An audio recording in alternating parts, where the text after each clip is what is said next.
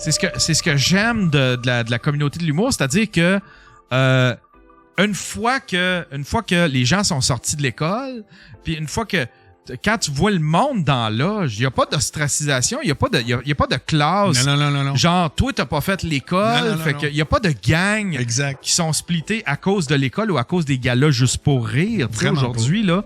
Fait que ça veut plus rien, pas que ça veut plus rien dire, là, tu sais, là, mais dans le temps, c'était hallucinant l'impact que ça avait. Moi, ça doit. Écoute bien, j'ai vu Michael Rancourt faire un numéro, un gros hit avec un standing ovation, qui est très bon, Michael. Ouais. L'imitateur, il est très bon.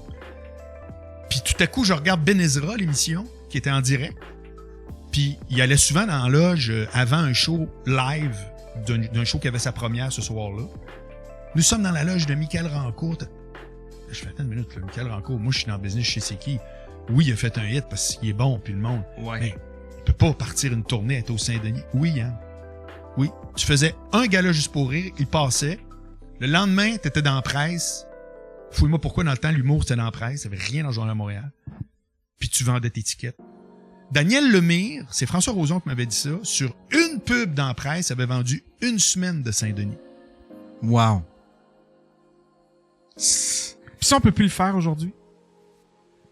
Ben, qui annonce dans le Journal de Montréal ou dans la presse les shows d'humour? Ouais. C'est rendu rare en tabarouette. Ouais. C'est Entourage quand il fait ses packages. Ouais. Comme inventé par, justement, dans le temps, par Octan. Octan avait inventé 3 humoristes pour le prix de 2, là. Hey, ça, c'était une affaire, mon gars. Le monde criait. C'est épouvantable, on n'est pas de la pizza, tu sais. Après ça, tout le monde l'a fait. Ah, ouais? C'est lui qui avait lancé ça. T'achetais 3 billets, puis il t'en payait 2, tu sais. OK. Tu choisissais tes humoristes, parce que lui, il y avait dans le temps, écoute, Lise, McLeod, Dominique et Martin étaient tous là, jusqu'à temps que ça se désagrège pour des raisons nébuleuses, d'ailleurs. Hein? On n'a jamais su clairement, Octan, pourquoi ça avait pas... C'est ça que j'allais te demander. Moi, je me fascine pour cette histoire-là. Je me souviens, on en avait parlé... a écrit un livre, sa version, mais toutes les autres avaient une autre version, tu sais. Ouais. Puis tu sais, quand j'ai soulevé le point à... Tu sais, quand on a reçu Lise Dion, la question est sortie dans... je sais pas si c'est moi ou quelqu'un dans la chatroom, mais la question était sortie, puis je voyais vraiment... Lise, tu sais que Lise, elle a vraiment réagi fort. Pour elle, ça a été une grosse épreuve. L'histoire d'Octan. Mais tu sais, elle a pas dit nécessairement pourquoi. Je pense qu'elle avait raconté que il l'avait brûlé. Il brûlait ses artistes, tu sais. Fait que ses artistes sortaient de là, tu sais, c'était comme quand il demandait, hey, je veux un congé, là, faut que je prenne une semaine de vacances, puis lui, il bouquait 2-3 shows par soir, là, tu sais, là. Fait que c'est un peu ce qu'on me disait. Ouais, mais il y a des affaires de finances aussi, là. Il y a des affaires de finances. Ouais. Pas clair, ouais. Parce que c'était un petit empire qui était en train de se bâtir, Octan, là. Ben, c'était déjà ça. Il était gros, là. Hein? Il était gros, puis il était allé vite, programmait la là. moitié de Festival Juste pour rire. Ouais. Ben oui, facile. Tu sais, quand t'as été... Dans le temps, moi puis Stéphane Ferland, t'avais, mettons, moi, j'avais Maxime Martin, Martin Petit, Sylvain Larocque, Morancy, Anctil, Cavana. Puis lui, il arrivait avec... il y avait Dominique et Martin, Lise, McLeod, Barrette, Michael Rancourt. Me semble, Michael Rancourt. Fait que là, je viens de t'en nommer 12. Mm-hmm. Et que tu recules il y a 20 ans. Mettons qu'il y en avait 25 là, qui roulaient. La moitié était dans 2 bureaux. Là. Ouais. C'est malade. Ouais, non, c'est ça. D'ailleurs, l'industrie de l'humour, personne n'a remarqué ça, mais l'industrie de l'humour, encore aujourd'hui, OK, les gros joueurs, c'est tout le temps des mouvements de gérants qui ont créé ça. C'est pas des artistes qui ont signé à droite ou à gauche ou des producteurs. C'est des mouvements de gérants. Moi, je suis arrivé à Juste pour rire, je suis parti à mon compte. Anctil, Cavana, Morancy, c'est lors de sa partie. Octan était chez Pierre Gravel. Il est parti avec Barrette, puis après ça, il a signé. Mais Claude Lise Dion, t'as l'affaire, tu comprends? Ouais. François Roson est parti de Juste pour rire. Il a scindé avec son frère. C'est Martin, Matt, Mario-Jean. C'est des mouvements de gérants qui ont créé... Ouais. C'est intéressant de voir ça. C'est des gérants qui disaient, moi, je suis plus ici, ça marche pas pour moi, je m'en vais, puis inévitablement, tes clients te suivent, parce qu'un client... Les humoristes, c'est leur gérant, c'est pas leur producteur, puis c'est normal. Puis je te dis une autre belle surprise, il faut que je retourne aux toilettes. C'est l'enfer. Mais ce que tu me racontes là, Mais bon, ben je vais te jaser pendant tes aux toilettes. Mais ce que tu me racontes là, Marc... on le voit un petit peu avec avec Laurence Goodchild, puis qui a travaillé pour Michel. Tu sais, elle est partie, puis elle s'est ramassée un pool d'artistes, un pool d'humoristes, puis tu sais, elle est en train de pousser Trana Wintour. Tu sais, elle s'occupe de Rosalie, elle s'occupe de plein de monde. On le voit, on le voit très bien. Qu'est-ce qui se dit dans le chatroom pendant ce temps-là? Qu'est-ce qu'il se dit? Il y a The Gold Digger qui dit « Allô Yann, je suis déçu, je voulais prendre une photo avec toi au Centre Bragg. » Ah, crime! Je sais pas si t'étais dans... j'ai pris un paquet de photos, ça, je me sentais comme une superstar. J'ai ramassé mon stock puis les gens, ils voulaient des photos. Qu'est-ce qu'il y a d'autre? Écoutez le documentaire, c'est Zipper Optic qui dit « Écoutez le documentaire sur Industrial Light and Magic, intéressant sur l'obsession de la technique et les créateurs. » Ah, tabarnouche! Un documentaire sur Electric Light and Magic. J'ai pas déjeuné, puis quand je prends du café, j'aurais jamais dû faire ça. C'est pas grave, je suis en pleine forme.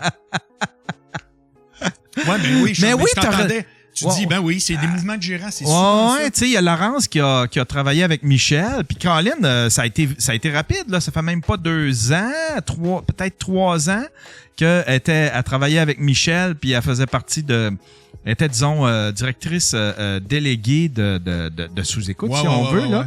Puis Colin, elle vient, je pense, est en train de se ramasser un pool d'artistes, là. C'est elle qui a Trana, c'est elle qui a, tu sais, elle a, je pense, les Pic-Bois, tu sais, elle a plusieurs artistes de même, là. Tu sais, c'est vrai, c'est des mouvements de gérants. Qui créent, c'est comme un gérant puis un artiste, ça a une complicité que le producteur aura jamais. Et d'ailleurs, le producteur en veut pas. Je vais te conter une anecdote.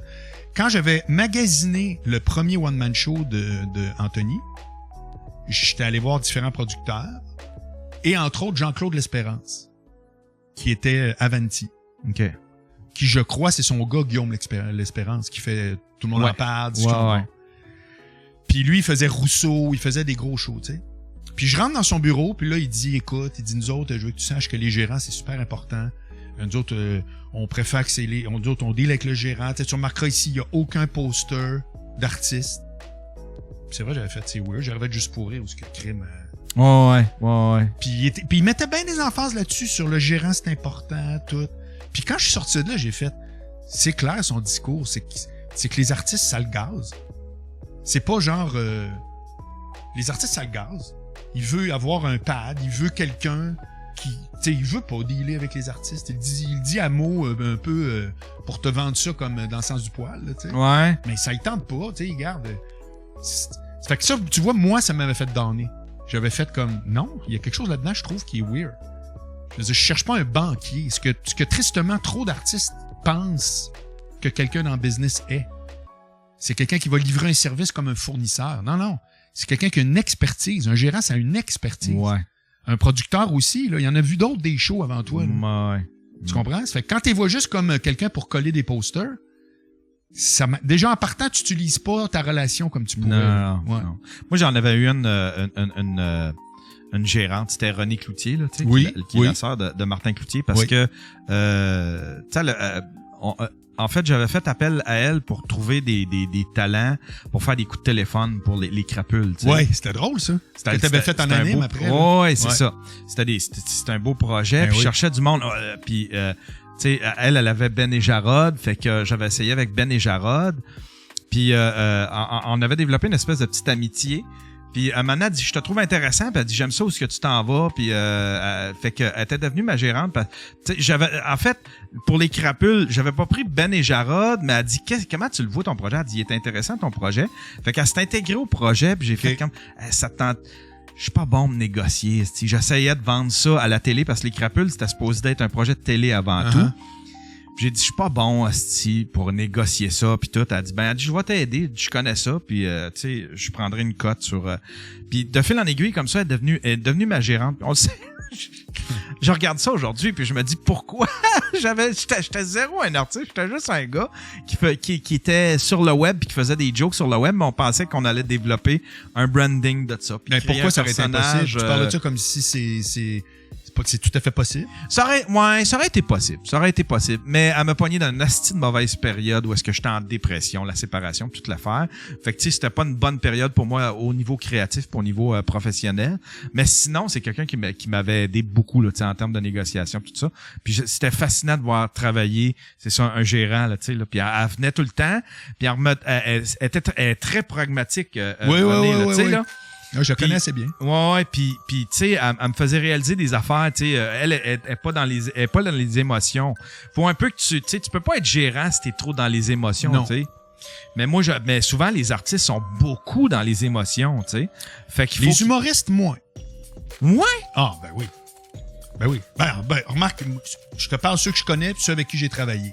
Ah ouais. Alors là, peut-être que tu sais, d'autres pourraient me dire non, mais c'est très comédienne-chanteur, là. L'histoire là, de se lever à 3 heures du matin puis appeler son gérant parce que t'es angoissé.